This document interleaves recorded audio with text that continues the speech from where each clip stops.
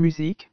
J'ai rencontré le père de mes enfants lors d'un voyage que j'ai fait à Porto Rico. Nous avons commencé à sortir ensemble. Quelques mois plus tard, je suis tombée enceinte, alors je suis allée vivre avec lui. Leurs croyances sont plus dans le satanisme, donc les sorcières et les sorciers. Donc quand mon fils est né à cause de leurs croyances, ils m'ont demandé de le baptiser dans un temple satanique qui, je le sais maintenant, est un temple satanique, mais je ne le savais pas à l'époque, et je vois entrer dans ma chambre cette grande ombre sombre, mais à elle, autre coin de ma chambre, il y avait cette lumière, et quand je m'allongeais, j'étais comme si j'étais censé prier. Laisse-moi juste invoquer Jésus. J'allais joindre mes mains. Mes mains se sont figées quand j'allais dire quelque chose.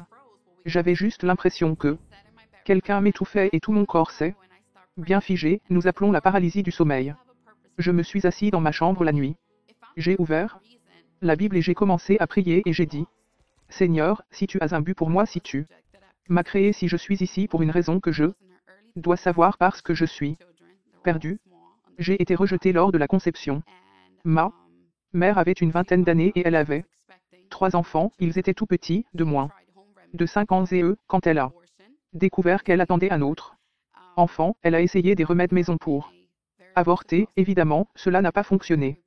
J'ai grandi dans un foyer très violent. Mon père était très violent mentalement, émotionnellement, surtout physiquement avec ma mère, et des moments avec nous aussi. Nous étions chrétiens, nous n'étions pas une religion. La religion n'était pas un sujet chez nous. Nous étions uniquement catholiques par tradition, mais pas parce que nous allions à l'église. Il y avait une pratique religieuse chez nous depuis que je suis né et que j'ai grandi à Porto Rico. Je sais que nous étions 4, plus ma mère et mon père. Vous savez que nous avons eu des difficultés financières très difficiles, alors quand j'avais 6 ans, mes parents ont commencé à voyager aux États-Unis et à chercher une vie meilleure. Au moment où nous étions 10, ils ont finalement décidé de rester aux États-Unis, alors nous vivions dans le New Jersey dans cette saison de Our Lives. Je suis mon premier adolescent. Il y a encore beaucoup d'abus dans un foyer, mais vous savez, quand tu es adolescent, tu es plus conscient de ce qui se passe réellement. Ma mère ne cherche jamais d'aide, elle n'a jamais demandé d'aide, personne ne savait vraiment ce qui se passait à elle. Intérieur de notre maison, juste nous 4, puis ma mère et mon père. Tu sais, mon père se saoulait et puis ma mère se faisait battre en gros, et nous essayions toujours de nous empêcher d'aider ma mère et comme mon père de rester loin de ma mère cette saison. M'ont m'assuréné, tu sais, c'est la première qu'elle a eu un petit ami. Elle s'est mariée et a quitté la maison, puis mon frère qui est une seconde, il était assez vieux mais il s'en est sorti avec beaucoup de choses parce que c'était un garçon. M'assure, elle aussi, tu sais, je suis partie avec son petit ami. Et j'ai quitté la maison, donc je suis fondamentalement comme la seule dans cette saison où je suis comme à la maison, et je suis devenue rebelle. Parce que je me sentais abandonnée, tu sais que j'étais la seule à rester à la maison, très rebelle au point où j'ai envie de répondre, et vous savez, tous les abus que j'ai vus m'affectaient à un point où maintenant je suis verbalement viol, si je peux dire que vous savez. J'ai finalement rencontré le père de mes enfants lors d'un voyage que j'ai fait à Porto Rico. Nous avons commencé à sortir ensemble longtemps. Voici, quelques mois plus tard, je suis tombée enceinte, alors je suis allée vivre avec lui. Miam, quel âge avais-tu à ce moment-là? À ce moment-là, j'ai déjà 17 ans parce que j'ai eu enceinte vers 17 ans, donc j'ai 17 ans, donc j'ai fini le lycée, j'ai obtenu mon diplôme d'études secondaires. Et puis je suis toujours enceinte, donc j'ai déménagé à Porto Rico avec le père de mes enfants. Ils ont d'autres croyances, eux. Leurs croyances sont plus dans le milieu le satanisme, donc les sorcières et les sorciers. J'ai grandi autour de ça, mais je ne l'ai pas fait, c'était normal, donc c'était la même chose que les catholiques par tradition, c'était comme la sorcellerie et tout. Cela était normal dans notre environnement. Comme si ce n'était pas quelque chose que vous identifierez comme c'est mauvais ou c'est bien, tu sais, c'était juste comme une autre religion. En gros, ça n'a jamais été quelque chose qui a été considéré comme quelque chose de mauvais. Donc tu sais, quand je suis arrivé avec lui, c'était, je sais maintenant que c'est une conviction du Saint-Esprit. J'ai toujours essayé de rester à l'écart de tout ce qu'il pratique, mais bien sûr, avec lui, donc je suis en quelque sorte impliqué d'une manière ou d'une autre dans tout ça. Donc quand mon fils naît par tradition, nous le baptisons dans une église catholique, et à cause de leurs croyances, ils m'ont demandé de le baptiser dans un temple satanique qui, je sais maintenant, est un temple satanique, mais je ne le savais pas à l'époque. J'avais 17 ans, j'étais Naïf, j'étais jeune, nous sommes allés à cet endroit. Et nous l'avons baptisé 6 mois plus tard. Nous avons eu beaucoup de problèmes avec ça. Famille, alors nous avons décidé de revenir aux États-Unis. Quand je reviens aux États-Unis, j'ai commencé à travailler dans une boulangerie colombienne et il se trouve que le propriétaire de la boulangerie colombienne était chrétien. Il était un leader chrétien et c'est la première fois que j'entends parler de Jésus. Je n'ai jamais entendu parler de Jésus auparavant et je me souviens qu'à chaque fois qu'il parlait de Jésus, j'étais impressionné et je ferai en sorte de le faire. Nettoie la boulangerie et tout est fait avant que tu saches que mon temps est écoulé pour que je puisse m'asseoir et que nous puissions prendre un café et parler de Jésus. Je me souviens très bien de cette fois où il m'a parlé de la résurrection de Jésus et où il m'a parlé de la résurrection de Jésus. J'étais impressionné et j'ai dit que Jésus était revenu à la vie le 3e jour et cet homme a commencé à pleurer et j'ai pensé que j'avais fait quelque chose de mal et j'ai dit oh mon Dieu, qu'est-ce que j'ai fait de mal et il m'a dit, donne-moi une seconde, il est parti et quand il est revenu, il a dit que je suis vraiment désolé, c'est juste que je ne savais pas qu'il y avait encore des gens qui ne connaissaient pas Jésus. Je suis trop nouveau pour le faire, alors je l'ai fait. Je ne comprends pas très bien ce qu'il voulait dire par là-dessus. C'est donc je me dis oh eh bien tu sais je suis désolé comme tu sais encore la religion. Rien non Jésus non rien nous savions seulement qu'il y avait Dieu qui était bon c'est tout. Mais il n'y a jamais eu comme aucune éducation religieuse dans nos vies donc je me souviens une fois où mon fils est venu à la boulangerie le père de mes enfants il est venu avec mon fils à la boulangerie il avait eu ce qu'on appelle une moniteur ça il l'avait dans le cou et je me souviens de lui je suis allé vers moi et je me suis dit pourquoi as-tu ça sur lui et j'ai dit oh c'est pour me protéger et il m'a regardé et m'a dit tu ne penses pas que Jésus peut le protéger, je suis encore nouveau dans la foi, alors je l'ai fait. Je ne comprends pas très bien, mais j'avais en quelque sorte l'impression qu'il était un tel leader dans tout ce qu'il disait, donc quoi qu'il me dise, je l'ai pris. Alors j'y suis allé rapidement et je l'ai retiré. Et vous savez, je l'ai jeté et puis il y en a eu un autre. La fois où mon fils a un âne, ce moment il a un âne mon fils ne parle pas, il ne rampe pas vraiment.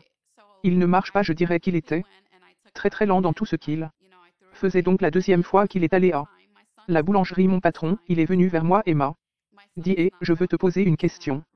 Et j'ai dit oui et il a dit que je vois dans elle esprit ton fils dans une cage et puis il m'a demandé s'il y avait un type de prière sur lui parce que je le garde le voir dans cette cage dans l'esprit et j'étais comme bien, je veux dire, je l'ai baptisé dans un temple satanique et quand j'ai dit cela à cet homme, vous savez qu'il était comme oh mon Dieu, nous devons prier pour lui et j'ai dit que que se passe-t-il, c'était comme s'il m'avait fait une petite prière, il l'a écrite et il a dit, implorez le sang de Jésus sur votre fils et priez pour lui tous les soirs, chaque soir.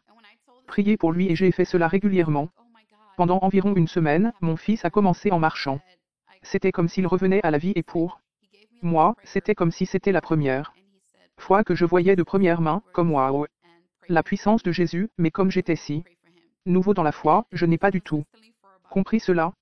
Tu sais, j'ai finalement arrêté de travailler à la boulangerie et je n'allais pas à l'église, je prenais seulement ce qu'il me disait, j'irais à l'église très rarement quand je me sentais déprimé et je me sentais comme oh mon Dieu tu sais comment quand tu y vas à l'église le dimanche et ça fait du bien, le mot fait du bien.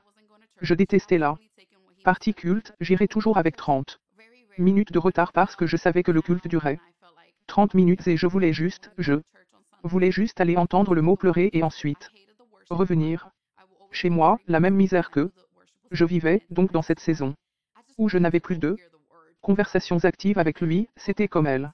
Une des saisons les plus difficiles de ma vie et l'une des plus sombres encore une fois, j'étais très violent avec mes mots, j'étais très rebelle et j'ai amené dans la relation le père de mes enfants était aussi très violent parfois tu sais que ma vie était en danger mais je ne savais pas comment m'exprimer parce qu'en grandissant j'ai vu ma mère traverser et elle n'a jamais parlé, donc je ne savais pas ce que cela signifiait, donc je n'ai jamais parlé de ce que je vivais, donc même ma famille ne savait pas ce que je vivais. Je me souviens très bien de cette fois où j'avais juste elle impression que je n'en pouvais plus, je me suis mis à genoux, c'était un dimanche et je me suis mis à genoux et j'ai demandé au Seigneur en disant Seigneur, s'il te plaît, sors-moi d'ici, je ne veux pas être ici, ma vie était en danger, je voulais sortir.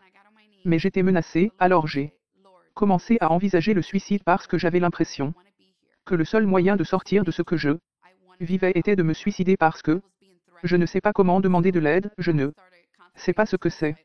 C'est que je ne sais pas qui peut m'aider, tu sais, c'est aussi quelque chose que j'ai vu autour de moi, donc je n'avais pas de modèle que je puisse admirer et dire que tout ira bien. Tout le monde autour de moi avait essentiellement le même style de vie et il y vivait et il ne cherchait pas d'aide.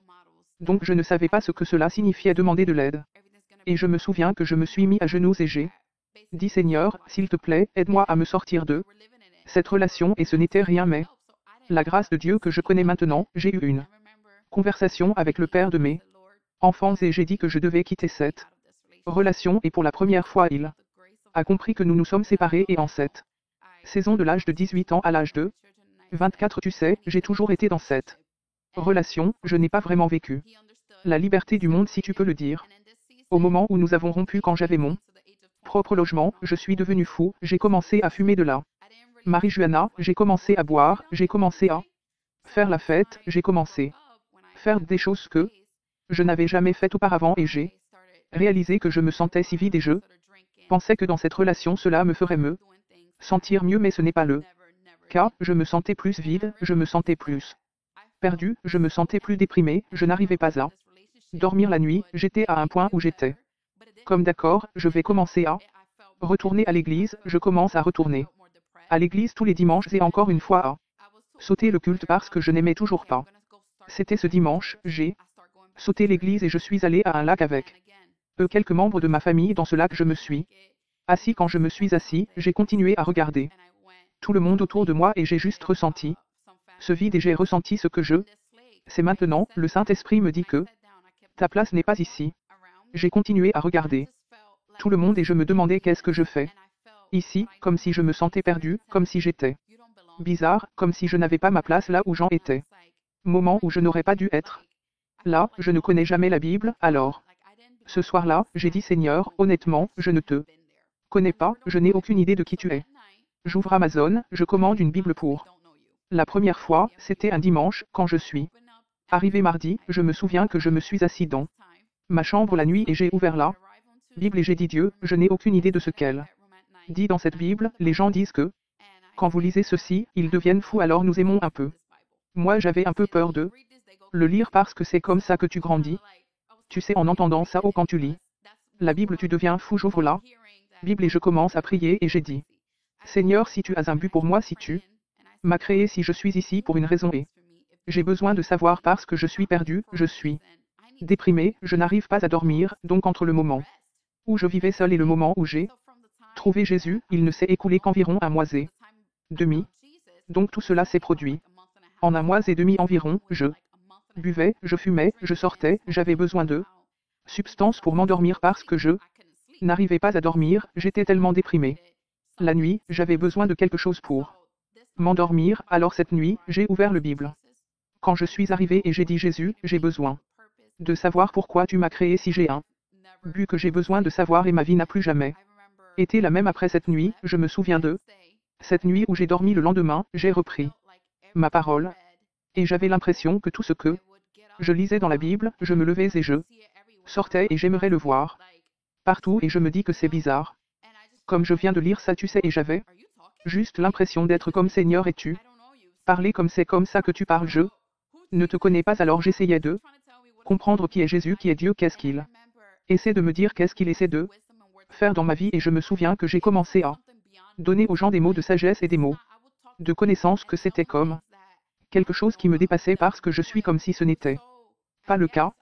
Je parlerais aux gens et leur dirais des choses que je ne savais pas à leur sujet mais je suppose que j'étais tellement désespéré de connaître Jésus qu'il a commencé à m'utiliser. Sans même que je le sache, je me souviens de cette nuit et c'était la première fois que j'étais dans ma chambre la nuit et je n'ai jamais vu d'ombre noire ou rien de tout ça et j'étais allongé et j'ai une veilleuse allumée pour mes enfants et je vois entrer dans ma chambre cette grande ombre sombre mais à l'autre coin de ma chambre il y avait cette lumière et quand je m'allongeais, j'étais comme d'accord, je suis censé prier, j'ai dit je suis censé prier, laisse-moi juste appeler Jésus quand j'allais sortir du lit pour commencer à prier, mes jambes se sont figées alors j'allais joindre mes mains se sont figées.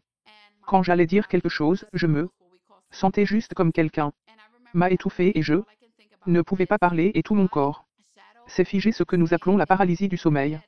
Et je me souviens de cette nuit-là, tout ce à quoi je peux penser c'est la lumière ombre et je n'arrêtais pas de dire dans ma tête j'ai dit Jésus.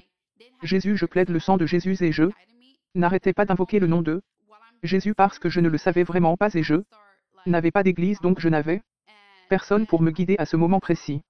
Pendant que je vis cela, je commence comme je vomis et puis je m'évanouis donc quand je me réveille et que je regarde mes draps, il n'y a pas de vomi et j'étais comme si j'avais vomi comme si ça m'était arrivé mais il n'y avait rien sur moi physiquement. Donc je savais que c'était le cas spirituel et pour moi, c'était époustouflant parce que j'apprends juste Jésus et je découvre aussi que oh, c'est un tout nouveau monde comme ce qui se passe et je me souviens dans ce MO de cette saison, ma sœur était à Porto Rico et elle j'allais à cette église et j'ai continué à lui écrire. Et je lui ai dit et, comme si je traversais tout ça, je ne sais pas, je continue à avoir toutes ces visions, tous ces rêves, je vois des démons se noyer, je vois des gens courir après moi, je continue à souffrir de paralysie du sommeil, je crois qu'il se passe tellement de choses, je continue de donner aux gens des mots de sagesse, je crois que je deviens folle, comme si je ne savais pas ce que c'est, et puis elle m'a dit, eh bien, laisse-moi demander à mon pasteur si elle s'y tue. Peut lui parler pour voir ce qui se passe parce que je n'ai jamais vécu ça. Donc je ne sais pas ce que tu fais. Ce qui t'arrive, elle m'a donné son numéro et nous avons échangé des mots et je lui ai dit tout ce que je vivais. Et je me souviens qu'elle m'a juste souri. Et m'a dit qu'elle m'a dit bienvenue dans le royaume. Et je me dis, qu'est-ce que tu veux dire, comme si je ne comprenais pas, tu sais, j'ai continué à vivre tout ça et puis j'ai trouvé une église où je suis allé, j'ai commencé à me rassembler dans cette église, à Philadelphie. J'étais juste en feu pour le Seigneur, j'ai continué à aimer mes plateformes de médias sociaux et à partager chaque jour ce que le Seigneur faisait, ce qui pour moi était fou aussi. Parce que je ne sais même pas de quoi je parle juste, je me souviens que dans cette église, j'ai commencé à expérimenter la délivrance physique, vous savez, ou des manifestations de mon propre corps, mais je n'avais pas comme un lien étroit avec les pasteurs, c'était plutôt comme si je me rassemblais, ils ont fait une retraite de femmes et dans cette retraite de femmes, vous savez, j'y suis allé, nous avons passé toute la journée et je me sentais comme plus de liberté. Et après nous nous sommes fait baptiser, donc après j'ai eu baptisé, tu sais que je l'aurais fait, tu aurais pensé que les choses se seraient améliorées mais j'avais l'impression que c'était devenu plus intense pour moi, je suis comme Seigneur. J'aime ça, je suis béni, je suis heureux, j'ai de la joie, je dors mais je ne comprends pas cela, je ne comprends toujours pas ces choses spirituelles et j'avais l'impression que j'avais besoin de leadership mais dans l'église où j'allais, c'était difficile d'aimer entrer en contact avec les vrais pasteurs. J'ai arrêté d'aller à l'église et j'ai commencé à chercher le Seigneur par moi-même, j'ai commencé à jeûner, j'ai commencé ma vie de jeûne, j'ai commencé à prier, j'ai commencé à me réveiller à 3 heures du matin juste pour rencontrer le Seigneur, puis le Seigneur a commencé à me parler de manière plus vivante et plus claire cette saison. Il m'a dit que j'avais besoin de vivre un moment abrahamique où j'étais, il ne voulait plus de moi, il voulait me faire sortir du New Jersey, il m'a béni avec une toute nouvelle maison ici en Floride et la façon dont tout s'est passé s'est déroulé sans effort et le Seigneur se glorifiait à chaque étape de mon achat de cette maison à Vendée, emménager ici.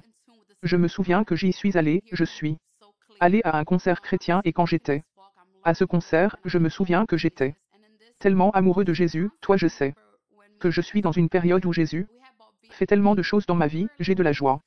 Je suis tellement en phase avec l'Esprit de Dieu que je peux l'entendre si clairement, tu sais, et je fais juste ce chemin, j'en apprends davantage et je suis en tout avec Jésus et dans ce concert chrétien, je me souviens que quand mon meilleur ami et moi sommes arrivés, nous étions tous les deux VIP mais nous étions un peu en retard parce que nous aidions quelqu'un dehors, sa voiture était restée coincée. Donc nous l'aidions donc quand nous sommes entrés, il y avait littéralement 2 sièges au premier rang et nous étions comme d'accord. Alors c'est pour nous, allons à ce concert chrétien quand le culte commencera, vous savez, nous commençons à adorer, je ressens juste l'Esprit du Seigneur vient sur moi, je commence à prier pour les gens et les gens tombent. J'ai juste commencé à aller aux oreilles des gens et à leur dire les mots que le Seigneur m'a été donné, mais encore une fois, je m'aime comme si j'avais fait elle.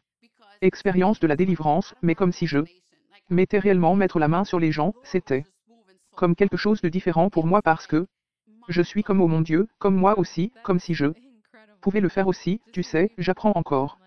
Je grandis encore et je me souviens d'être assis là et je me suis littéralement assis et je dis waouh Jésus comme waouh. Jésus, qu'est-ce que tu fais, qu'est-ce que tu fais parce que pour moi, c'était comme sortir de mon imagination, comme si je ne pouvais pas croire que le Seigneur bougeait si puissamment, c'était comme époustouflant waouh, c'est incroyable comme juste d'entendre parler de ça, je suis comme un homme comme Jésus, donc j'aime juste le ramener à quelque chose comme ça.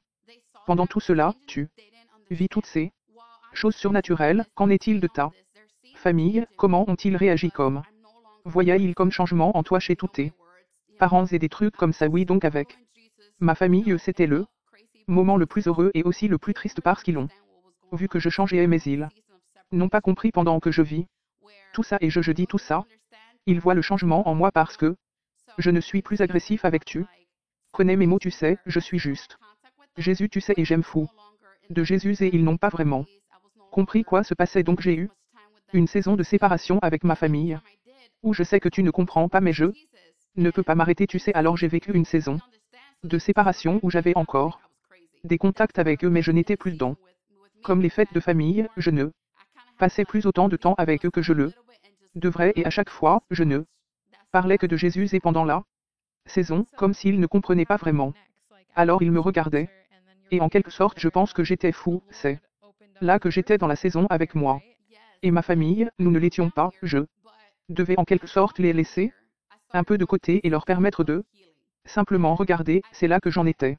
Et donc que s'est-il passé ensuite, comme après ce concert et puis vous êtes ici en Floride, le Seigneur a ouvert les portes pour que vous veniez ici oui je suis venu ici mais quand je suis venu ici, j'ai commencé à traverser une saison de guérison que j'ai fait je ne m'y attendais pas parce que je suis en pleine forme avec Jésus alors quand il s'agissait une saison de séparation physique réelle d'avec ma famille où maintenant nous ne sommes plus à 15 minutes, nous sommes, vous savez, un avion ou à plusieurs heures d'intervalle, j'ai commencé à y aller à travers une période de guérison où le Seigneur a commencé à me révéler des choses de mon enfance dont j'avais besoin d'être guéri et c'était très difficile pour moi parce que je n'avais toujours pas d'église et je n'avais pas de famille autour, je cherchais toujours le Seigneur, désespérément. J'ai continué à aller dans les églises, mais j'avais l'impression qu'à chaque fois que j'allais dans une église, l'église que je visitais, personnellement comme si l'Esprit du Seigneur était simplement enfermé, vous savez, et je cherchais plus de liberté que je cherchais, guérissant, tu sais, jusqu'à ce que finalement j'arrive ici pour Kokje et je me souviens quand je suis arrivé ici pour la première fois, ils m'ont reçu à bras ouverts avec un grand sourire et de gros câlins et j'étais comme ça, c'est ça, tu sais et j'ai parlé à mon pasteur au pasteur et j'ai dit que je suis en fait ici parce que je veux servir et me soumettre. J'ai besoin d'une maman spirituelle.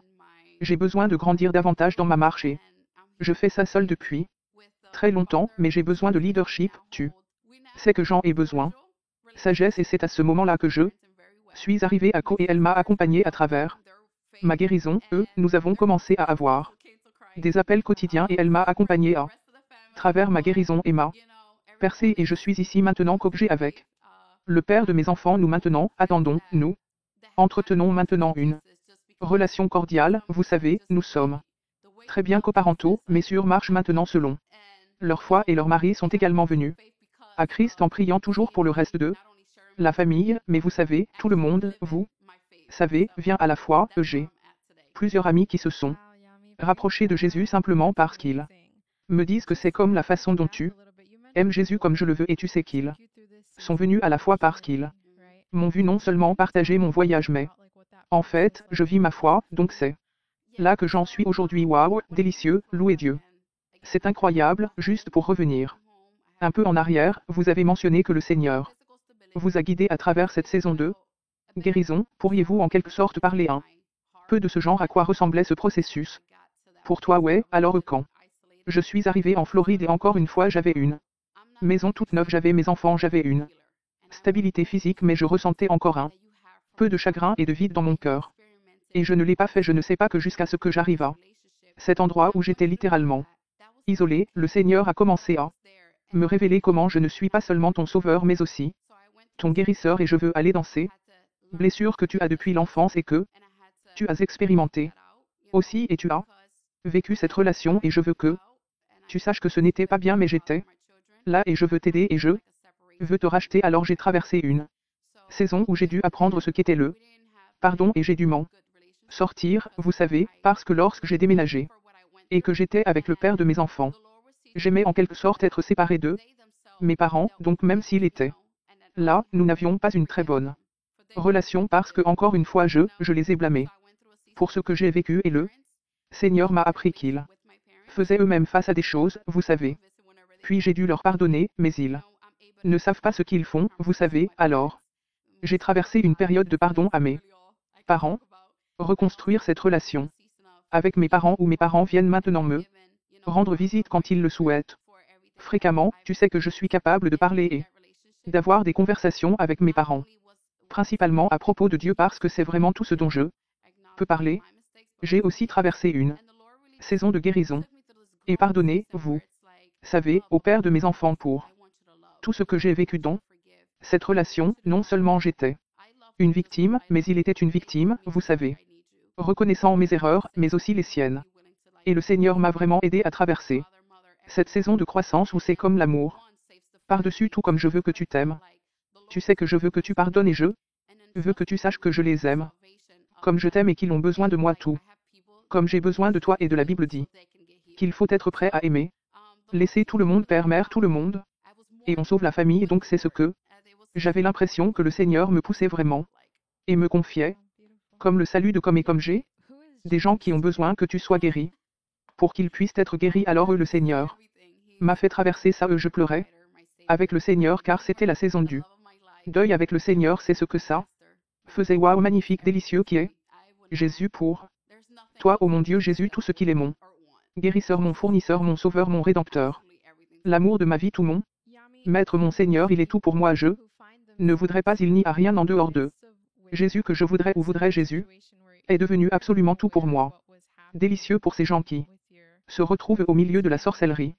Dans une situation similaire où vous n'étiez pas au courant de ce qui se passait avec la famille de votre petit ami vous savez, emmenant votre fils à l'église satanique sans savoir ce qui allait se passer ni ce que vous faisiez quoi conseil leur donneriez-vous. Aujourd'hui la Bible dit que les gens périssent par manque de connaissances, tout ce que vous cherchez et vous découvrirez que vous trouverez non seulement des réponses mais aussi la vérité à cette époque-là. J'étais peut-être trop naïf pour chercher, mais si nous prenions le temps de le faire davantage en fait, je savais ce que c'est vraiment si j'avais pris le temps de savoir ce que je faisais réellement, non seulement avec mes enfants, mais avec qui je m'impliquais, j'aurais su que ce n'était pas Dieu, ce n'était pas bon et il était un pur mal et ce peu importe la façon dont les gens essaient de vous faire passer pour un bien, en fin de compte, le mal est le mal, vous savez, alors je dirais, cherchez. Assurez-vous que vous cherchez non seulement Dieu d'abord, mais que vous apprenez également ce que c'est. Vous faites, vous savez, avant de partir et de dire oui à tout cela, vous savez. Surtout maintenant, le nouvel âge et la sorcellerie. Et vous impliquez dans des choses que vous ne connaissez vraiment pas et vous le faites pour, disons, la guérison, voyez ce que c'est vraiment, vous le savez, mais par-dessus tout. La réponse est Jésus, alors cherchez Jésus et non seulement il vous donnera la vérité, mais il vous trahira et la vie sera délicieuse. Avez-vous un dernier mot pour les gens qui regardent votre témoignage en ce moment, je dirais que peu importe où vous en êtes, peu importe d'où vous venez, ce que vous avez vécu, à quel point cela a été difficile, à quel point il a été sombre. Qui a été contre vous, même si c'est votre famille, il y a un chemin, il y a une vie. Et cela se trouve en Jésus et il y a la guérison et il y a la rédemption c'est beau de cet autre côté Yami pourriez. Vous s'il vous plaît priez pour ceux qui regardent votre témoignage en ce moment, bien sûr. Dieu mon Père, je prie au nom de Jésus en ce moment pour que vous touchiez le cœur de tout le monde sous le son de ma voix Père que ton esprit les rencontrera partout où ils se trouvent en ce moment Père. Dans leur chagrin Père dans leurs moments les plus sombres Père dans leur brisement Père tu es le Dieu qui guérit Père tu es le Dieu qui te restaure tu es le Dieu qui montre la vérité. D'une certaine manière Père alors je prie maintenant. Père au nom de Jésus tu couvres tout le monde sous le sang au son de ma voix avec le sang de Jésus. Père et que tu les rencontreras. Père où qu'ils soient qu'ils vous sentiront et qu'ils vous sentiront et qu'ils sauront que c'est votre Père et Même au milieu de tout ce qui se passe, vous vous montrerez pour eux d'eux, tellement de manière surnaturelle qu'ils ne peuvent tout simplement pas fuir la vérité, que c'est toi Père que tu rencontres. Leur Père, leur cœur, leurs âmes, leurs esprits le bougent pour qu'ils puissent savoir qui tu es et qu'ils puissent venir à toi. Père, pour qu'ils puissent avoir soif de toi. Père, et chercher ton Père au nom de Jésus. Amen.